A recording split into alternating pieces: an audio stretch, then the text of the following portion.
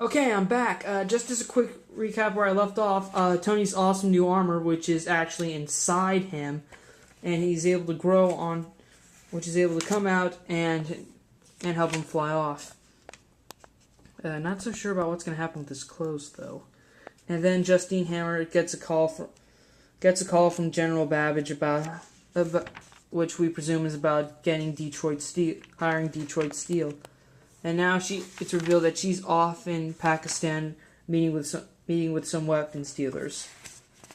Okay? Alright, the new Invincible Iron Man. Tony's new take about not building weapons is... Well, I mean, the way it sounded, it's kind of like out of the Iron Man movie. Just seems like kind of a ripoff from there, but... On the plus side, though, I do like Tony's new armor. It looks sweet. It looks really sweet. And I can't wait to see what else it's capable of in the rest of the series. So, Invincible Iron Man, number 25, definitely pick it up. Alright, New Avengers. Oh, God. Glad this is ending. Okay, New Avengers. Let's get to work. Got the Parker Robbins telling Norman Osborn about the Norn Stones Loki gave him for a new source of power. Then Parker goes and talks to his gang about the get out of jail free cards Norman's offering the Hood if he and his gang join the Thunderbolts. And of course the orangutan dude who attacked Spider-Woman is wanting to get out, but then he sucks up the power upgrade, but he wants to keep the power, so he agrees with it. Alright, then we cut to everything we know about Siege. Villains attacking, then... and then kaboom! Asgard falls!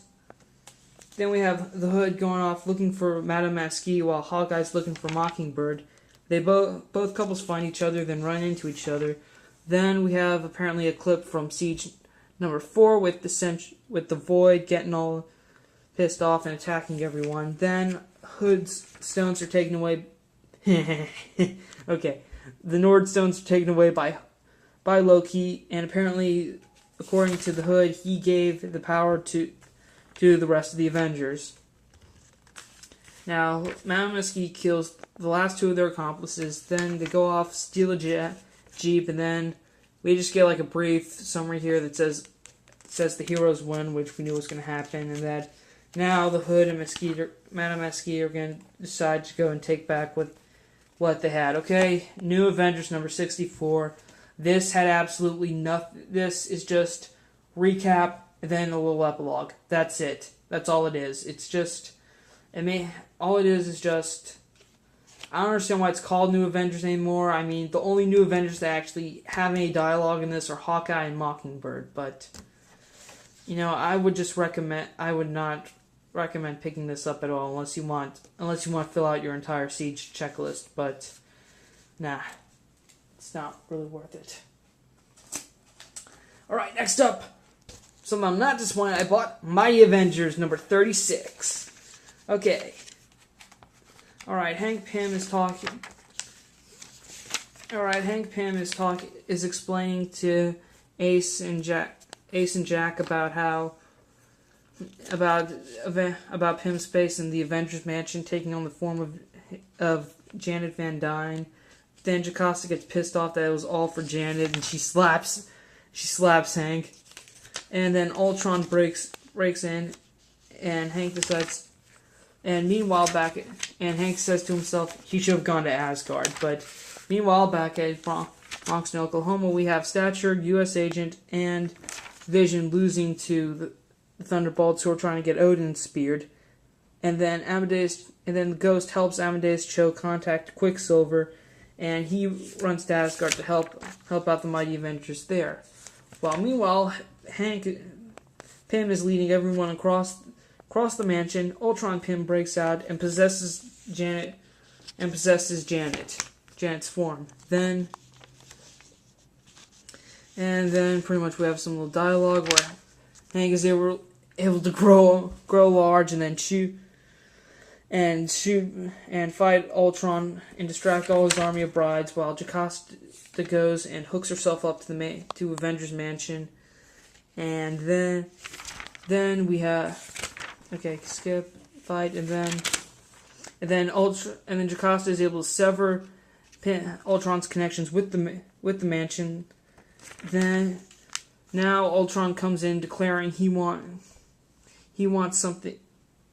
That what could he possibly offer? And then Jocasta says that she's willing to offer herself to him to be his only bride. And then Ultron accepts.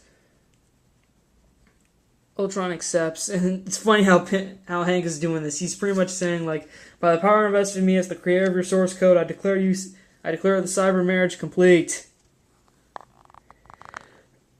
And Ultron realizes she no longer possesses the dimensional inducer. And now Ultron says he has full access to the universe, and he says why should he honor his agreement not to attack Hank? But then Hank reveals that he has his own pim wave called the Assembler, which he will use to summon every single Avenger, which all of a sudden show up, well, every single Avenger. Then Ultron decides to leave with Jocasta, but which of course is then revealed to be nothing but but just a bunch of flying ants with image inducers. Jarvis returns Jarvis returns from delivering Iron Man's armor to him during Siege and says, "Did I miss much?" Then apparently Jocasta is back in another old body, and she says that she's in contact with both Ultron and herself, and that now Hank says it's time for him to go act like an Avenger. And meanwhile we have Loki versus the Void, with Loki getting vaporized, the Mighty Avengers all in awe, and of course they're all surprised that Loki's helping them. Then now Pym shows up and tells them to stand strong, go after them. He asks where a U.S. agent is, but he's down. The U.S. agent's down with the field medic. So then Hank calls all the Avengers together to go off and fight and help solve this crisis. Okay, Mighty Avengers. I am very disappointed that this series is ending, and I'm disappointed that Dan Slott will not be writing another series like this after Siege. However, though, he has renewed my interest in Hank Pym, and I will be now, and I've added Avengers Academy to my pull list for this summer. But Mighty Avengers is definitely the pick over New Avengers, so it's very enjoyable. Alright, now I do some DC, and I'm pretty sure I can do this one really fast. Teen Titans number 82. This sucked. It really did. The return of Superboy and Kid Flash cannot help this book. Some of the dialogue here is really weak. Okay, let me find an example.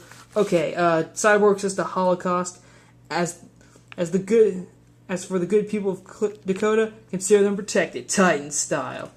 That's kind of lame. And Superboy calls Holocaust a big bully with little brain. Connor, why? Wow, you've just lost yourself some points right there, buddy.